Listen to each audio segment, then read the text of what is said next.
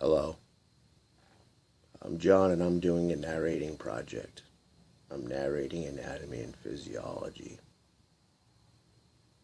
Did you ever notice Bill Belichick when he talks? He just uses the fry all the time. The fry is this voice I'm using right now. I'm exaggerating it. I think he does too. The fry happens when you use your voice all the time. People who give speeches. I took some vocal lessons. And the fry is a sign of the vocal cords being extremely worn out, like when you give a narrating lesson, a narrating project. So, I'm gonna... Don't you just want to smack Bill and go like, fucking, dude, clear your throat. Dude, clear your throat. Anyway, you can beat the fry. There's no reason Bill would want to beat the fry. I don't think he would want to. It doesn't matter. Why does he care? He's screaming all the time anyway, probably. So, if you're the type of person who gives speeches a lot, or reads a lot, or narrates a lot, you might want to do this. Hydrate.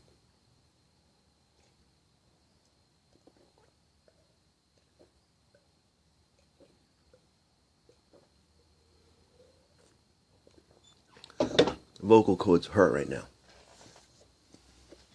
There's a lot of talking, a lot of narrating. Now, there's nothing wrong with a deep voice. Unless it hurts. And you want to get out of it. So the thing is, you want to keep your vocal cords stretched. In shape, as if it's a bicep. Not so much stretched, but flexible. When you overuse your bicep hurts, you're not going to be able to use it. The same thing is true of your throat. Unless you stretch. So, when we overuse our vocal cords, we crack. You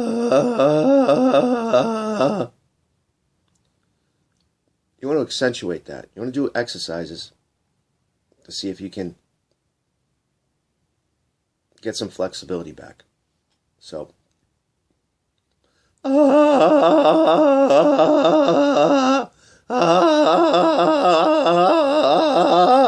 do the seal thing. Let's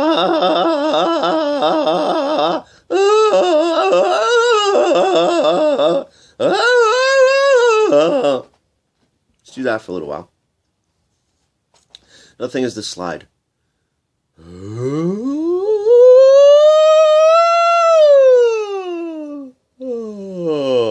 You hear the blank? I'm going to do it with no blanks.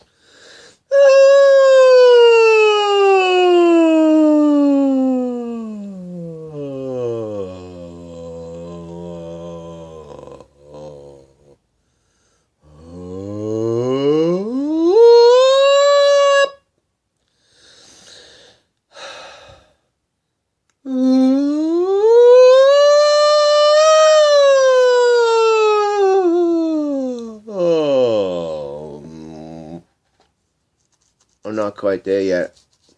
I'll get it. And a keyboard.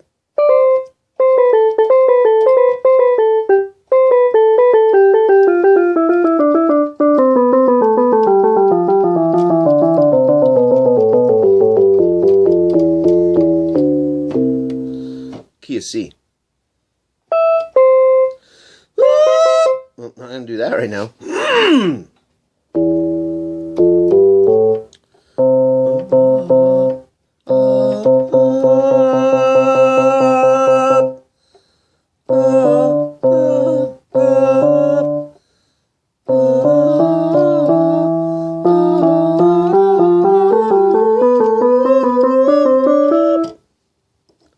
It's a short scale.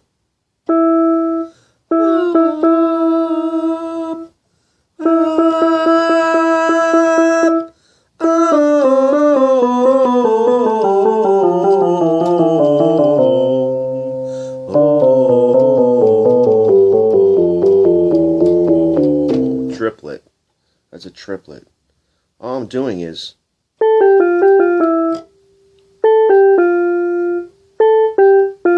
descend and go back. You leave one behind.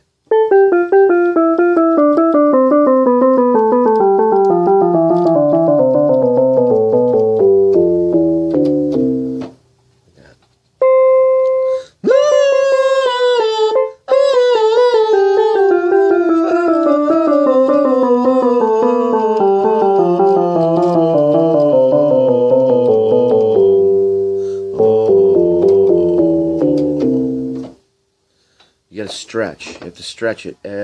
Try to stretch your abilities every time. And it's going to sound like crap unless you do it all the time. So, but that's just you going into the gym, lifting a weight. You're not going to go in there and bench a $135. You're not going to just grab the Olympic bar and throw 245s on the end of it and start curling. It's just not going to happen. But if you go to the gym and you say, all right, look, I'm starting over. I don't want to hurt myself. I'm going to go grab 10 pounds. I'm going to grab 5 pounds. A milk jug is 10 pounds if you have no weights and you want to actually lift. But a full milk jug full of milk is 10 pounds. Probably water is just about the same. Milk jugs are cool because they can hold lots of different things. Water, sand, stones, oil, all have different weight. So you can adjust the weight. If you have no funds, or you even want to keep it low, you're like, I don't feel like lugging weights around. You know, if I move an apartment, I'm not going to buy weights. I'm just get milk jugs. You know, milk jugs on the end of a broomstick, one on one side, one on the other. You got weights.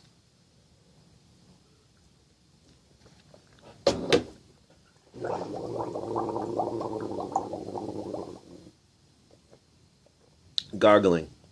You want to do that too. That soothes the vocal cords. If you add saline, if you add a little bit of pinch of salt, that's better. And if I wanted to be really nasty, I would do a nasal lavage. So if you get saline up into your nasal cavity, you can do it with a neti pot, or you can just put your head over the sink and roll it back until you feel it down the back of your throat. Because the vocal cords are going to try to repair themselves, and you're going to get mucus and immunocomplexes, as per our anatomy and physiology book. We're going to get there. But yeah, so I'm going to keep reading that book. I want to keep narrating. I don't want to take a month off to my vocal cords here. I want to just keep going with it. And if you're a speech maker, this might help you.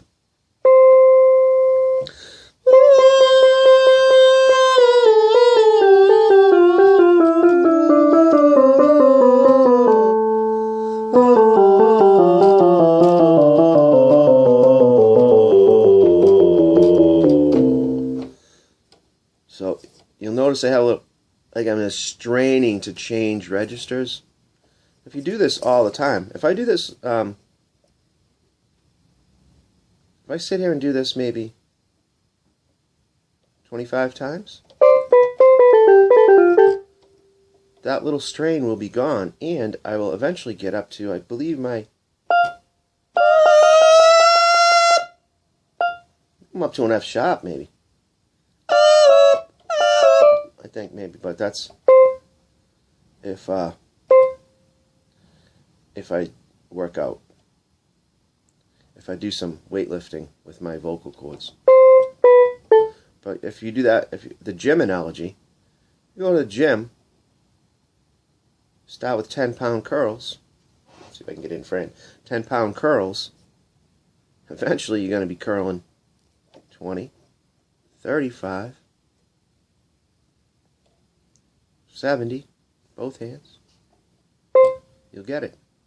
Same is true of your vocal cords.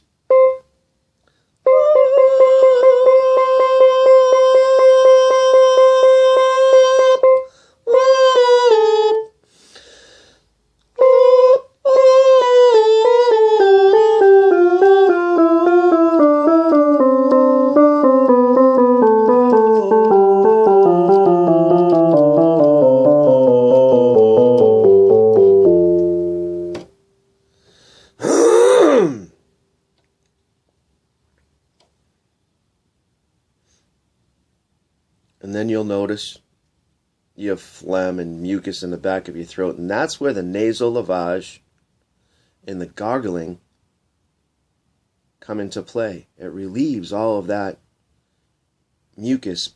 The saline helps to remove that liquid. And that's what you want, is to have nice, clear vocal cords, nice, clear throat, no mucus. You don't want mucus in your nasal passages to resonate and block that like you have a cold. If you clear it all out and keep it clear, and your voice will last longer. How many times have you heard somebody making a speech and they're just like, you know that person like talks way too much, when he teaches in class, and their just voice is like, oh, that's painful.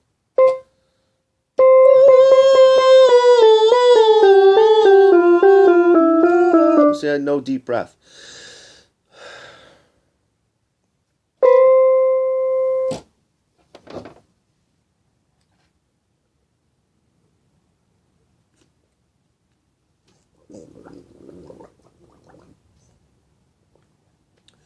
In all fairness,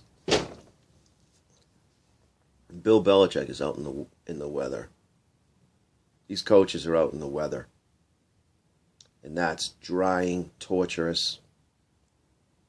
I doubt we're going to see him. You might see him on stage singing. You just don't know how things are going to go. But you might. It could happen. But now, this first the Super Bowl and then the stage, right?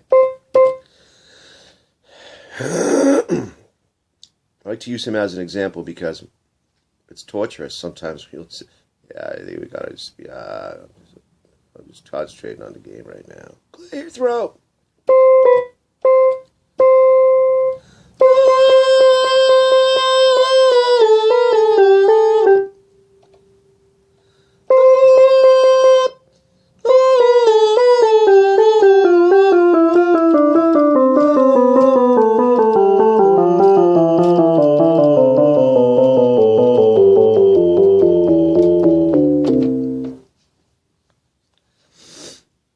It will come.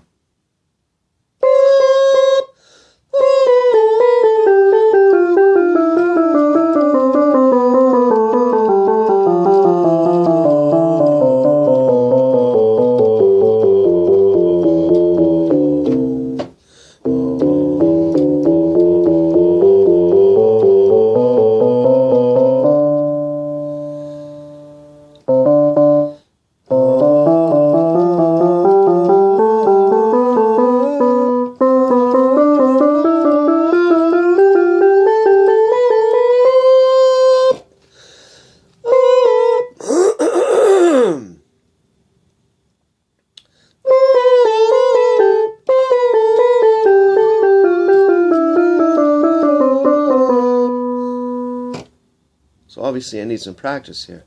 But that will clear your voice. Just hang with it. And that will clear your voice. And you can read 5 chapters aloud. 5 chapters, I wish I could. These chapters are like, I don't know, 50 pages a chapter. Very difficult reading. High tech. Gets to be like just saying words. A list of words on a page. Blah, blah, blah. It's comedic, actually. There's a lot of comedy in tech reading. But anyway, I'm going to do this. And another exercise that I don't know if I can use. Octaves.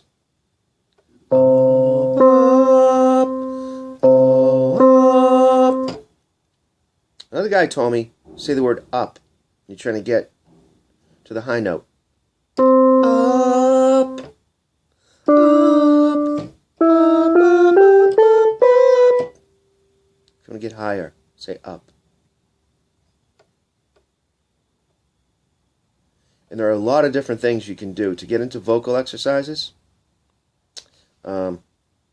Yeah, there's a ton of them. So this could be very long. That's a project in and of itself. The octave.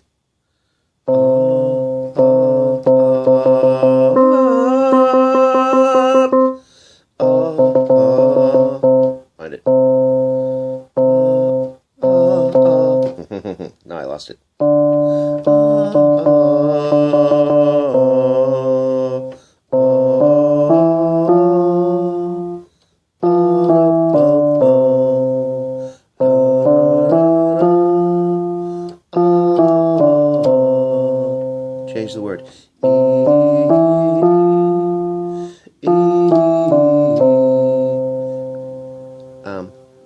Vowels.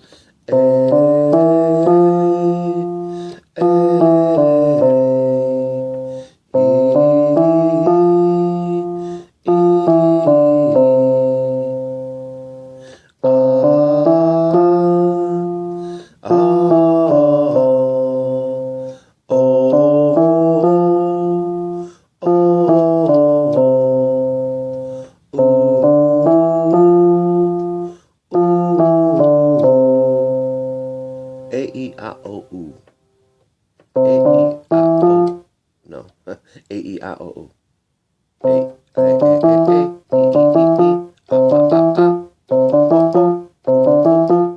And hydrate.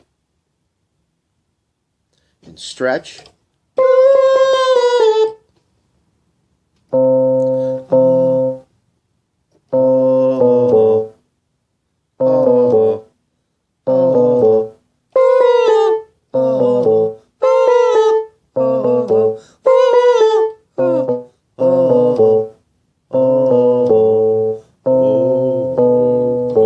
And play with it. Just mess around and just keep trying to stretch your vocal cords.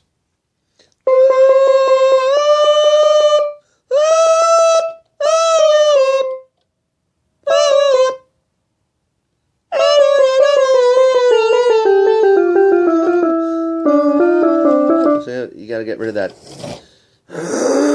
that space in between the transition between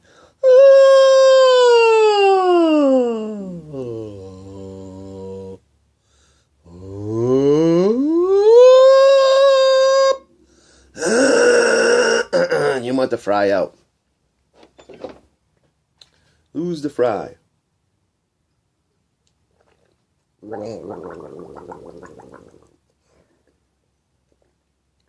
Lots of saline. That's not saline, that's water. Lots of water. Lots of saline. Gargling. Spit it out. Nasal lavage. Up the nose. Let it come down the back of your throat. You can even go the other way. Over a basin, of course, because it's gross. And listen. Just a little note for cleanliness. Hygiene. I know everybody has a fingernail brush on their basin, or at least a face cloth. When you're blowing your nose and you're cleaning your vocal cavity and your vocal cavity, no, your nasal cavity and your throat, and you're spitting and just all this junk's coming out all over your sink, clean the damn sink, please. Don't blow your nose in the shower. That's fucking gross. Don't do that. Clean your nasal passages over the sink like a nice civilized person. Gargle over the sink, over the basin. And if you do it in the shower, clean up. Alright, you're going to pee in the shower, you're going to blow your nose in the shower. Clean that stuff up, please. Just clean your basin. Because hygiene is everything. People, you touch anything, clean your countertops. Clean your sink. I mean, your sink, your countertops, your table. That's everything in the world. You touch that, and it's clean. You know how much disease and pain and suffering you're going to ignore, you're going to just avoid just by cleaning your basin, cleaning your table, cleaning your countertops. Everybody knows that. I know you know that. To listen to me talk, you can probably figure out that I have 4 children and 4 grandchildren. I repeat myself a lot. You say one thing to one kid and you think that they're going to go say it to the other kids and make them smart too. No, people are cagey. Because if you teach them, then now they're going to be as good as you. What? That's your team. Teach your kids. Teach your siblings. They don't do it. You end up saying things 1 time, 4 times, and then they don't listen, so you say it again 8 times. And the next thing you know, you're talking like Bill Belichick. Just concentrate on the game.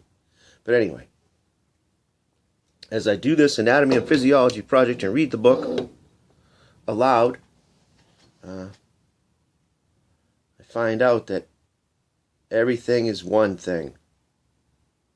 It's all one thing. And anatomy leads to anatomy of the throat as well. And